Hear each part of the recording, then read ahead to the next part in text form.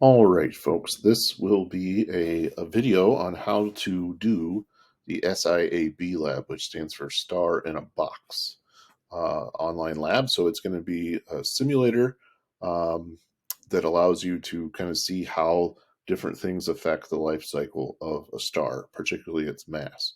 So we'll just do a quick review of the HR diagram, and then I'm going to take you through how to use the simulator, and then what are all the things on it, what is it showing you?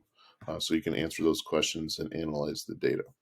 Okay, so first off, the HR Hertzsprung-Russell diagram combines many of stars' characteristics into one diagram. It's actually a great tool to use in astronomy. So, in astronomy, truly is astro means star. So, astronomy is truly the study of stars, but we use it to talk about space. So all the characteristics into one diagram. It's hard to do that, but people have figured it out, and it's pretty cool how it works. And you're going to allow you to see different relationships between different factors that affect which way stars go.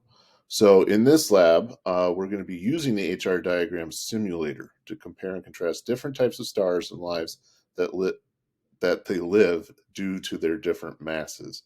But you're going to be able to see more than just how mass affects it. But remember, mass is the most important variable in determining how a star lives its life. Okay, so we'll use these next couple slides, and then I'll also take you through the simulator to show you how it works. Okay, so next is if you were on the Star in a Box lab, so if you could get on that and go along with us, that'd be great. The lab sheet should already be posted in the today's work module. And inside the lab, where all the questions are, you'll find the link so you can actually get to it. When you first get to it, it's going to look like this, okay? And if you go to open the lid, it'll go to the actual simulator, just like we see here. Okay. However, if you go to this screen, you can also open the lid again. So this is showing you the data for what it's preset for, which is our sun, 1 solar mass. That's what they'll be using.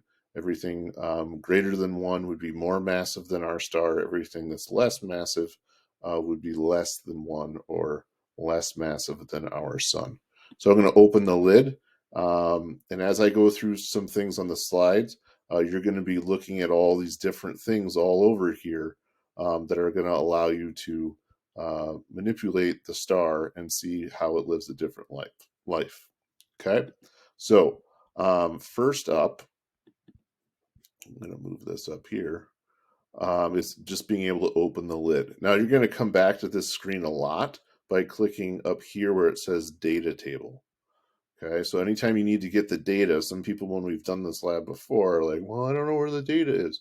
Well, you got to use the data table, okay? Because trying to see it really moving your cursor or your arrow around on the graph of the diagram, it's going to be too hard to get that exact data, and they're collecting it all for you. So the data table will record the stages that that star goes through, its radius compared to the size of the sun, its brightness, its temperature, and then its duration, like how long does it live for.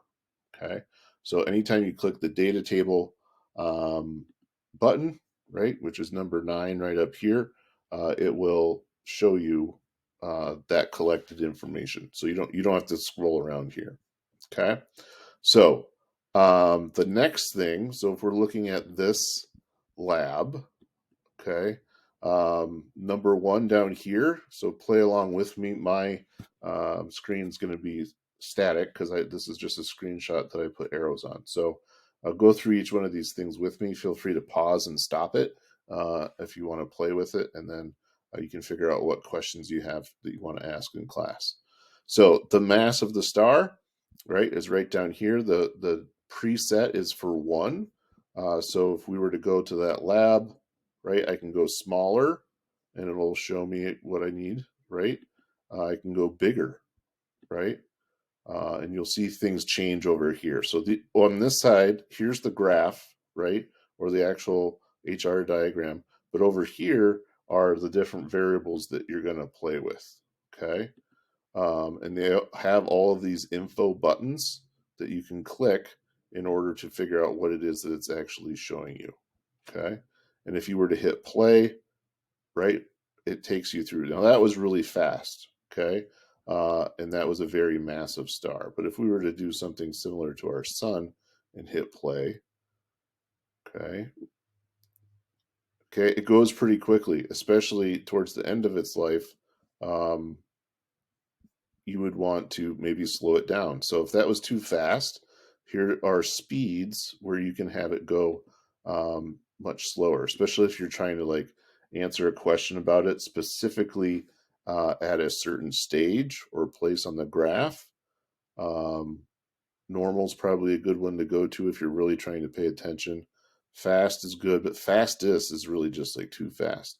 So if I wanted to pause it right there or pause it right here, right, I can get my cursor on it and then it can give me that data, right? Over on the left, you'll see 32 for a brightness and you'll see 4,681 million years. You'll see that as the axis, or pardon me, that's going to be temperature down at the bottom. My bad. I saw years here. So the temperature is on your x-axis and the brightness is on your y-axis. It's not necessarily a true x and y graph, but if you think about it that way, it'll help you answer some questions. Okay, so let's get back to the other things. So I talked about changing the mass down here at number 1. Number 2, what I talked about is the y-axis. If we want to think about it like that for brightness, so that's where you pay attention to brightness. We have temperature as the x-axis down here, and that's in Kelvin. Just you need to pay attention to where it's hottest or coolest. You don't have to worry about kelvins and all that, but you just need to know it measures temperature. Millions of years, okay, that's nothing you can change, but that just changes as you do other things to the star. The stage of the star's life up here, number 5, you'll see this change as this little guy moves through whatever their life is as a star. 6, I already talked about. You can adjust the speed. That's right down here. Okay. Whoops. Just move the whole thing. Didn't mean to do that. So you can always speed me up. Probably helps if I get on the right presentation. Okay. Speed adjustment, which is good to do. I would have it on fast. Fastest is usually too fast. 7 is your info button. So these are all, number 8 is different data selections to choose from. So if you're unclear of what it's actually showing you, you can hit 7, which is this little eye. Here, I'll show you what I'm talking about. So here I am. Clearly right now I'm showing, let's see, I don't know what variable this is. I'm going to click it and it says size. Okay. So how your star changes based on size. If I were to hit play, okay, it gives me a nice visual of that. Okay, there's other things like temperature. So if I don't know what that's about, hopefully you know what temperature is. It tells you about it there. So don't just say, well, I don't know, when there's an info button right here that explains what's happening. At least in general, it won't explain it for the entire, for every different type of solar mass. Okay, and then we also have time as far as how much time it spends in a certain um, life stage. So if I change the mass, you'll see, right, it had to think there, and obviously there's different things, right? Main sequence, red giant, blue giant, those are all stages. So depending on what your mass is, you could get a very different little stopwatch there to show you how much time it spends in each area. So here's your mass, right? Mass must be really important because they talk about it there. So if you're trying to answer questions about these different variables, use the information button and it'll help you out a lot. Okay. So that's really good. You click up here for information, right? It'll tell you what type of, so for these different stages for this particular star, it actually gives you information about it that you should go and read about. Okay. Other than that, I think we did 8, all the different variables that you're going to want to play with. 9, hot buttons to data and the table. So that's super important. So up here, if you're trying to get your data to fill out your data table, right?